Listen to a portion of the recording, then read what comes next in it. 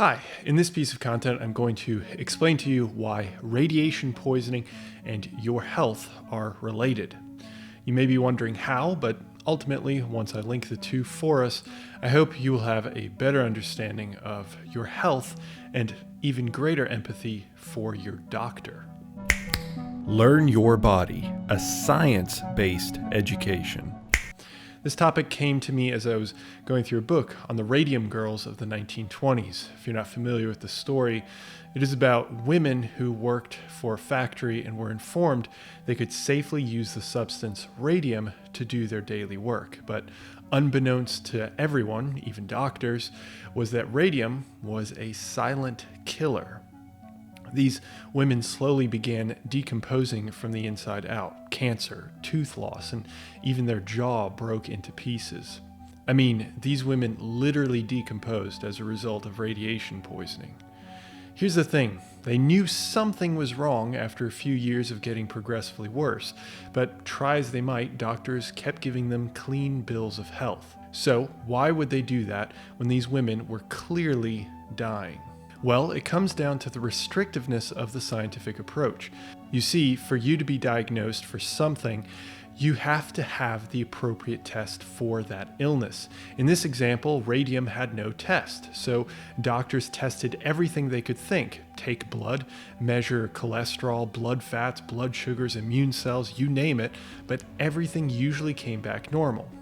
As a result, doctors had no way of diagnosing because they didn't have the test for radium. None had been developed at that time. However, radium had latched onto these women's bones and was mutating and weakening their bodies day after day. It wasn't until a test was developed that doctors could accurately diagnose these women. Now, apply that to the current medicine, and you'll find a similar story.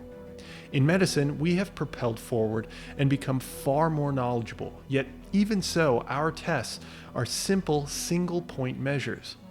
This means that if a doctor tests your blood sugar levels and sees they're normal, your doctor may think you're not diabetic or pre-diabetic. But if they had measured your insulin levels, which control your blood sugar levels, they might find your insulin is much higher than normal, indicating that your body is struggling to maintain normal blood sugar levels. The point being, a single measure of your health may not be sufficient to show if you truly are healthy or not. Luckily, in most diseases, the usual general blood panels take this into account by using multiple measures for an area of health. For example, measuring blood sugar, A1C, and insulin levels all tell you about your risk of being diabetic. Now, your doctor has more confidence that you are fine in this health outcome. It does not tell them if you are healthy in your cardiovascular health, cancer risk, or any other unrelated disease. The reason I'm making this connection is because I want you to understand that while medicine is deeply grounded in science, it still matters how the instruments of science are used, and knowing how to interpret the results from those instruments is paramount. If you have a common illness, your doctor will catch it through the usual tests. But if you have something rare or never seen before, your doctor suddenly needs to figure out which tests to use, meaning they may guess wrong, and that doesn't always mean they are a bad doctor.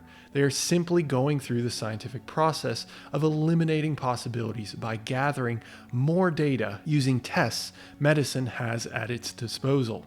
So, much like the Radium Girls, educate yourself. Question your doctor's choices, but keep in mind that everything takes a serious amount of inductive and deductive reasoning to ascertain the proper tests to find your ailment.